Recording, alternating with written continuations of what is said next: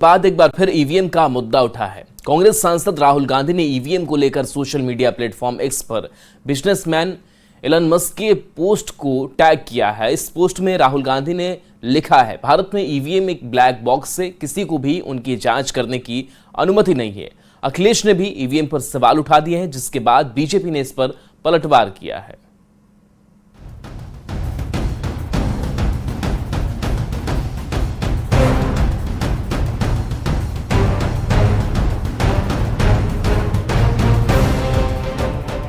America में EVM के खिलाफ इलॉन मस्क के ट्वीट पर नया सियासी घमासान शुरू हो गया है। इलॉन मस्क के ट्वीट के बाद कांग्रेस नेता राहुल गांधी ने ईवीएम पर एक बार फिर से सवाल खड़े किए हैं।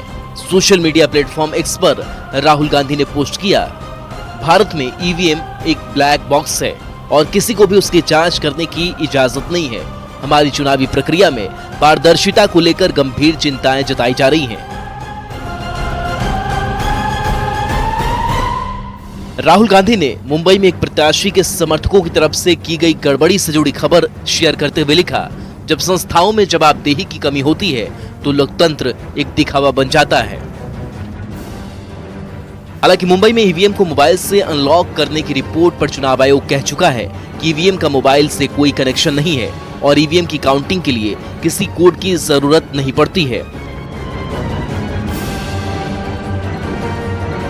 ईवीएम पर नए सियासी बवाल के बीच समाजवादी पार्टी के नेता अखिलेश यादव ने सोशल मीडिया पर लिखा है, टेक्नोलॉजी समस्याओं को दूर करने के लिए होती है, अगर वही मुश्किलों की वजह बन जाए तो उसका इस्तेमाल बंद कर देना चाहिए। आज जब विश्व के कई चुनावों में ईवीएम को लेकर गड़बड़ी की आशंका जाहिर की जा रही है और दुनिया के जाने माने टेक्नोलॉजी एक्सपर्ट्स ईवीएम में हेराफेरी के खतरे की खुलेआम बात कर रहे हैं, तो फिर ईवीएम के इस्तेमाल की जिद के पीछे की वजह क्या है, ये बात भाजपा ही साफ करे। ईवीएम पर राहुल गांधी, अखिलेश यादव और टेस्ला के सीईओ इलॉन मस्क के सवाल उठाने के बाद बीजेपी ने पलटवार किया है। बीजेपी नेता राजीव चंद्रशेखर ने सोशल मीडिया प्लेटफॉर्म एक्स पर एक पोस्ट कर इलॉन मस्क के दावे को गलत बताया। राजीव चंद्रशेखर ने लिखा कि इलॉन मस्क का विचार अमेरिका और अन्य जगहों पर लागू हो सकता है, जहां वो इंटरनेट से जुड़ी वोटिंग मशीनें बनाने के लिए नियमित कंप्यूटर प्लेटफॉर्म का इस्तेमाल करते हैं, लेकिन भारतीय ईवीएम कस्टम डिजाइन, सुरक्षित और किसी भी नेटवर्क या मीडिया से अलग है। कोई कनेक्टिविटी नहीं, कोई ब्लूटूथ, वाईफाई, इंटरनेट नहीं है। बता दें कि टेस्ला के सीईओ इलॉन मस्क की ईवीएम पर सवाल उठाने के बाद से ये मुद्दा फिर से सुर्खियों में आ गया है। मस्क ने दावा किया था कि ईवीएम को हैक किया जा सकता है, इसे अमेरिकी चुनावों से हटा दिया जाना चाहिए।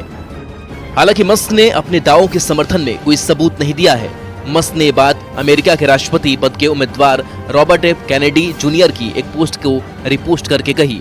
अमेरिका में नवंबर में राष्ट्रपति चुनाव होने हैं। हालांकि राजीव चंद्रशेखर का साफ कहना है कि ईवीएम के लिए भारत में सबसे दुरुस्त व्यवस्था है। इलॉन मस्क का विचार अमेरिका और अन्य जगह पर लागू हो सकता है, भारत पर नहीं, क्योंकि यहाँ ईवीएम नेट से कनेक्ट नहीं होता। फिर भी देखना यह है कि ईवीएम पर शुरू हुआ ये नया विवाद कहां तक जाता है। Bureau report, news 18।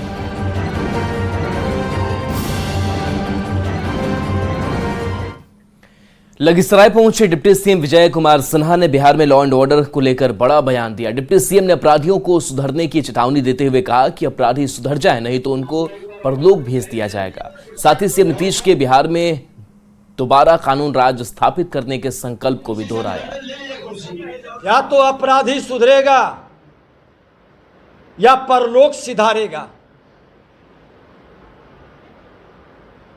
दोनों व्यवस्था बनेगी। गिरफ्तारी भी होगा और क्राइम नहीं बंद करेगा तो परलोक सिधारेगा। खुला चेतावनी है, बिहार में लॉ एंड ऑर्डर की राज कायम होगा। मुख्यमंत्री जी ने साफ शब्दों में कहा है कि कानून का राज हर हाल में स्थापित करेंगे। 2005 से 10 के बीच में जिस तरह से चला था उस तरह से वातावरण बनाएंगे। कैमूर के मोहनिया थाने के कैंपस में भीषण आग लग गई। घटना में मालखाना में अलग अलग कांडों में जब्त बाइक सहित कई अन्य वाहन चलकर खाक हो गए। स्थानीय निवासी के मुताबिक शॉर्ट सर्किट के कारण आग लगी थी। हालांकि फायर ब्रिगेड की टीम ने कड़ी मशक्कत के बाद आग पर काबू पा लिया। तस्वीर आपको दिखा रहे हैं जहां थाने के कैंपस में आग लग गई। हालांकि कड़ी मशक्कत के बाद से इस आग पर काबू पाया जा सका। मालखाना में रखी बाइक जलकर खाक हो गई।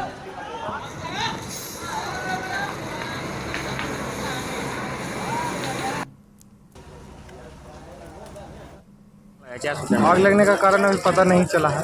क्या जला है क्या? वहाँ जो गाड़ी जो वाहन जब्त होता है, अच्छा, कचरा उचरा टायर वायर, बस ये काफी जलाएगा। ज़्यादा नहीं है। अच्छा, क्या सुनना हुआ आपका? सर कहाँ से हैं? मेरा नाम कुंदन कुमार अग्निशमाल मोहनी। अच्छा, अब आग पे काबू पा लिया गया।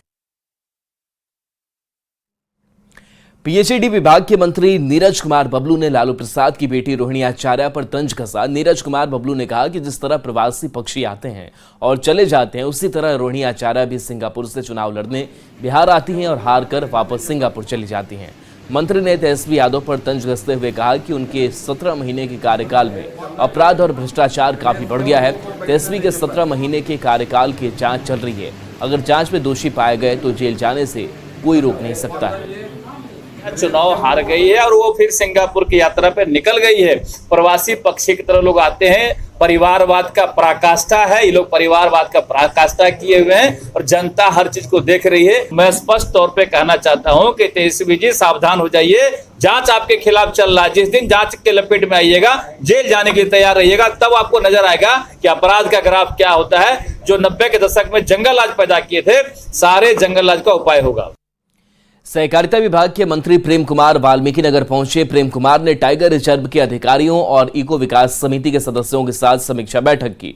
इस दौरान पर्यटन को बढ़ावा देने के लिए कई मुद्दों पर विचार विमर्श किया गया। बैठक के बाद पैक्स सदस्यों ने उनसे मुलाकात की और अपनी समस्याओं को रखा। पैक्स सदस्यों ने मुखिया और सरपंच की तर्ज पर वेतन फिक्स करने की मांग की।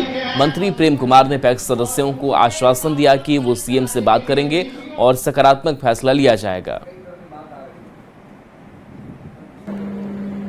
हुए और अपनी वेतन के बारे में मांग किए हैं कि बिहार में जो 8,463 पैक्स हैं और 8,463 पैक्सों में ये प्रबंधक दशकों से जो बिना वेतन का काम करते आ रहे हैं, इन लोगों को अन्य विभाग के कर्मियों के भांति पैक्स के प्रबंधकों को भी सरकार की तरफ से वेतन दिया जाए।